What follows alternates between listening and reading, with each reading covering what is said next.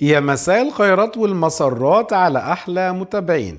حكايتنا النهاردة عن جريمة زنا قامت بيها أميرة سعودية شابة، وتسببت في مشاكل كتير لفنانة مصرية شهيرة، واضطرت بسببها الفنانة دي إنها تغير اسمها. عاوزين تعرفوا تفاصيل الجريمة دي إيه، ومين هي الفنانة المصرية، وليه غيرت اسمها، وتفاصيل الحكاية؟ تعالوا معايا.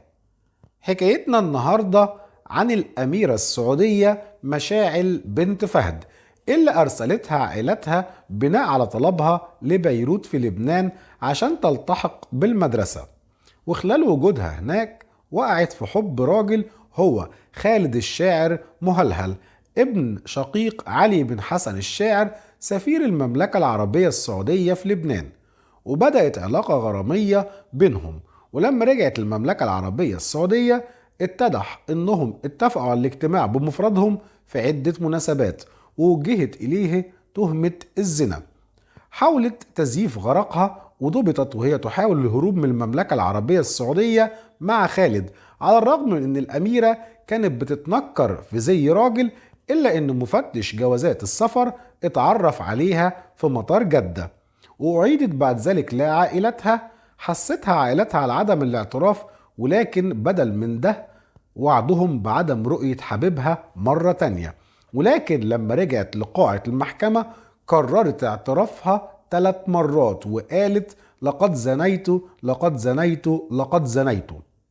وفي 15 يوليو سنة 1977 تم إعدام مشاعل وخالد علنية في جدة بجانب مبنى الملكة في الحديقة. تم تعصيب عينيها وإجبارها على الركوع وإعدامها بناء على تعليمات من جدها بسبب العار اللي جلبته على عائلتها.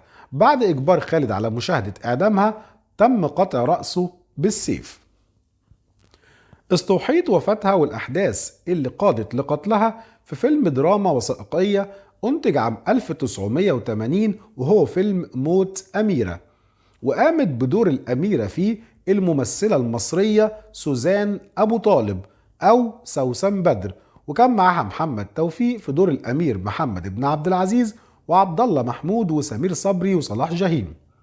ومنعت السلطات السعودية وقتها المشاركين في الفيلم من دخول أراضيها، واضطرت الممثلة الرئيسية سوزان أبو طالب إنها تغير اسمها علشان يبقى سوسن بدر، بعد أن انصرف عنها المنتجون المتضررون من قوائم المنع. تم بث الفيلم على قناة تلفزيونية بريطانية، وتسبب في أزمة في العلاقات بين بريطانيا والسعودية. والسعودية سحبت السفير في لندن في الوقت ده، وطردت السفير البريطاني في الرياض، وشنت حملة سعودية ضد بريطانيا، واتدخلت شركات النفط زي موبل وأدانت الفيلم ده وصناعه في إعلان ضخم في جريدة أمريكية.